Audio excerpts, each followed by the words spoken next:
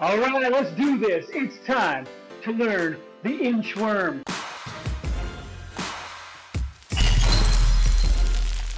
How many of you have wanted to get this right? It is a hip hinge. Think about that, hip hinging, where your hip plate slides back and forth.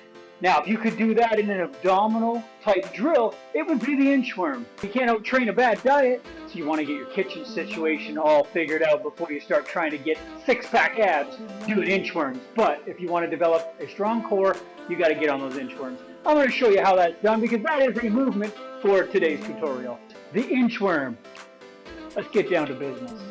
Start with your feet squared up, hip width apart. You're going to, just like a deadlift, hinge down, pushing your glutes back as far as you can into your hamstrings. Now with a small bend of the knee, you're going to lower yourself to the floor. This is still a deadlift position, right over the last shoelace here. And then you're going to slowly shift your weight forward onto your hands. As we do this, you're going to walk out, lifting the glutes and sliding down. As we go step by step out, we're also unhinging. So see this hinge here in the hips? We're working on lowering that hinge down slowly until it's a plank straight out. Once you've got it straight out, you're going to work on hinging it again. And the next step is to walk in, lifting the hinge. So see that lift? Shimmy the feet in as it hinges. Hinging forward as much as you can. Bend the knees. You want to end up in that position. Now an inchworm can be done as you walk across the room, step after step. So here's how this would work. If I was going to inchworm across, I would hinge down to the floor. Hips up, just like a worm. It's going to come down, down, down, down, and up, up, up, up, and down, down, down, down, and up. Hinge into the abdominal core, and then out as you walk it down, hinging forward, sliding the hip plate, and then sliding in. And that would give you the ability to walk around doing the inchworm.